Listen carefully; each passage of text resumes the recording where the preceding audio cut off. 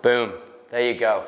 Anytime I start a video, making the putt, hitting a good shot, you know it's tricky. Might have been here for a while, I'm not gonna lie, I'm gonna admit that one. Welcome inside the belly of the beast. Welcome to Tour Truck Tuesday. My name is Chris Trott. We're here at the Kingdom in TaylorMade. Check this room out.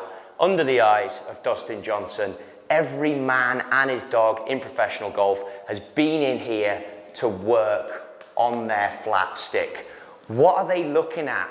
This room, I can't get in much. I'll be honest, it's full, it's busy, it's rammed all the time. But people are looking at trying to find the perfect putter when it comes to fitting for their game. You can go through the Quintex system, the SAM system. It'll tell you, as you can see on the screen here, your club path, attack angle, face to path, the loft at impact. Lots of different information to help you become a better putter and to clear up some of the myths and some of the things that you might be getting confused with when it comes to choosing the perfect putter. But today, I want to talk to you about how I fixed the yips, partly with the help of something like this. But what about if you don't have this? How do you get into a routine where you can fix any issues you might have with your putting outside on the putting green? What drills did I use? And honestly, a lot of it was getting lost in the target. I came in here, I'd see my numbers, they'd be consistent. Anytime you put yourself in a room like this, it's a controlled environment. That's what we talk about. So when you hit putts and you pick targets, the room is controlled, nothing's changing. There's no pressure, it's just me rolling one down there, watching it break, reacting to the target. Now this is on, I think, a 2% slope.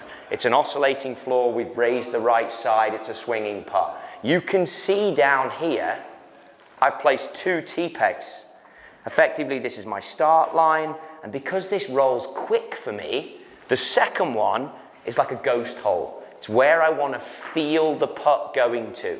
So the first rule, the first piece of training when it comes to overcoming any putting demons you might have, if you've been able to get somewhere like this and you know you can stroke it consistently, you've got the markers on your putter, you've gone through it, you've got the right putter for you, then it's the process.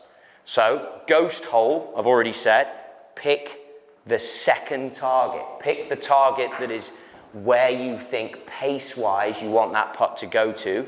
Then the second T-peg for me is the target line. So pick the target line. Then when it comes to the process, one of the myths I want to get rid of, you don't need to stroke up. Some of the best putters in the game, they don't always stroke up on it. They keep the putter level sometimes. So when it comes to, I think, people who add loft, get the yips, whatever that might be for you, the point I'm trying to make is I think they're adding excessive loft at impact. So try and get yourself into a position where you understand every putter has 1-2 degrees of loft on it.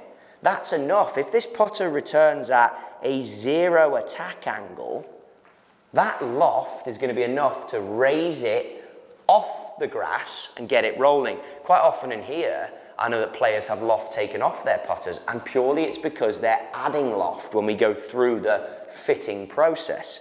So what I want you to think about is the putter comes through either level, I don't want to say hitting down on it, but level is where it needs to be, and understand that you've got loft on the blade of your putter, so providing you hit level, your ball's going to get on top of the grass and roll end over end. Then the next piece I've already touched on, you've heard me lose myself in the target. Come back here when you take your practice strokes. Focus your eye line on where you want to go. Okay, I want to hit that T-peg, and do as small, aim small, miss small. Go as small as a T-peg. Focal point, that T-peg. See the apex of the putt. Move into it. Focal point, T-peg. Ghost hole, like I've said. Move the hole. Lose yourself. Roll one, just misses on the low side, but great putt, great effort, given that it's swinging. There was no thought of mechanics, and that's the lesson right here today. Fitting for putters in a controlled environment, like somewhere as great as this, oscillating floor, I've got it all, is fantastic. And I know that my mechanics aren't far off where they need to be in order for me to make putts.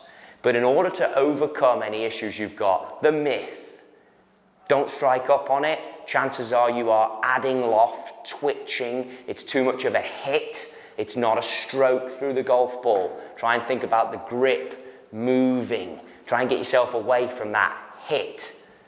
Loft on the putter will do its job, then it's a process. Read your putts, get out on the putting green, pick targets, aim small, miss small. Let's have one more go for you. Take your practice stroke behind here, see the apex, lose yourself in it, really put your true path on the spider through that, rock and roll,